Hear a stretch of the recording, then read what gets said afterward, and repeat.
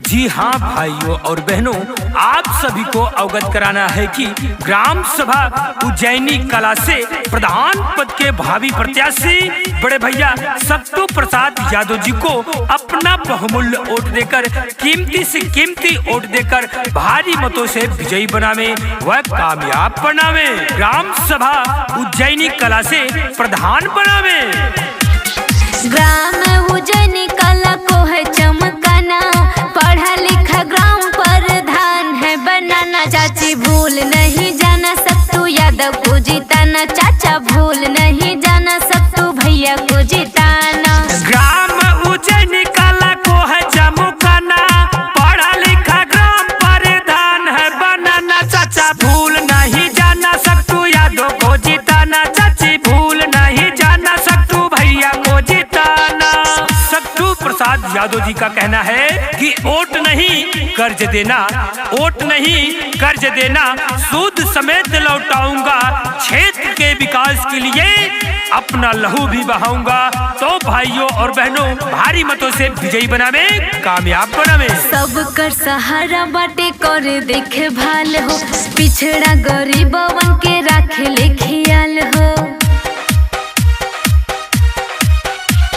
सब कर सहारा बाटे करे देख भाल हो, पिछड़ा गरीबवन का रखे ले ख्याल हो। लागल बा विरोधी बहकावे में नया ना, लागल बा विरोधी बहकावे में नया ना। भैया भूल नहीं जाना सत्तू यादव को जिताना, भाभी भूल नहीं जाना सत्तू यादव को जिताना। चुनाव नहीं अबरण होगा, युद्ध बड़ा भीषण होगा, जन जन की है यही पुकार। सत्तू प्रसाद यादव जी अब की बार तो भाइयों और बहनों भारी मतों से विजयी बनावे, कामयाब बनावे। गाँव में सुना जब योजना आई, रोड नाली सब बनी कुछ न छुटाई। क्षेत्र में सुना जब योजना आई, रोड नाली सब बनी कुछ न छुटाई। बिजली या शिक्षा पानी बेटर जदी है बना, बिजली या शिक्षा पानी बेटर यदि है बना। दादी भूल नहीं जाना सत्तू भैया को जिताना, दादा भूल नहीं जाना सत्तू भैया को जिताना। जालिम कितना जुर्म करेगा सत्ता के गलियारों से, ग्राम सभा उज्जैनी कला गूंज रहा है सत्तू प्रसाद यादव जी के नारों से, यादव जी के नारों से। जवन की हो कैले नहीं कई के देखई है, कौनो परेशानी होई दौड़ल चली आई है। जवन केहू कैले नहीं कई के देखई है, कौनो परेशानी होई दौड़ल चली आई है। अनिल भोजपुरिया कहे साथ है निभाना, आरती अनिल कहे साथ है निभाना। दीदी भूल नहीं जाना सत्तू भैया को जिताना, बहना भूल नहीं जाना सत्तू यादव को जिताना।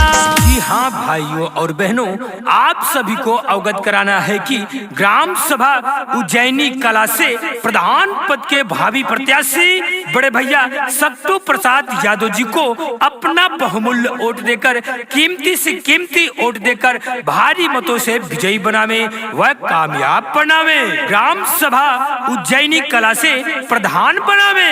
जी हाँ, अपने गांव को सुंदर बनाने के लिए, स्वच्छ बनाने के लिए, नाली खड़ंजा चक्रोट बनवाने के लिए, आरसीसी रोड बनवाने के लिए, गली गली में लाइट लगवाने के लिए बड़े भैया सत्तू प्रसाद यादव जी को भारी मतों से विजयी बनावे व कामयाब बनावे। सत्तू प्रसाद यादव जी का कहना है कि सम्मान किया हूँ सम्मान करूंगा, सम्मान किया हूँ सम्मान करूंगा।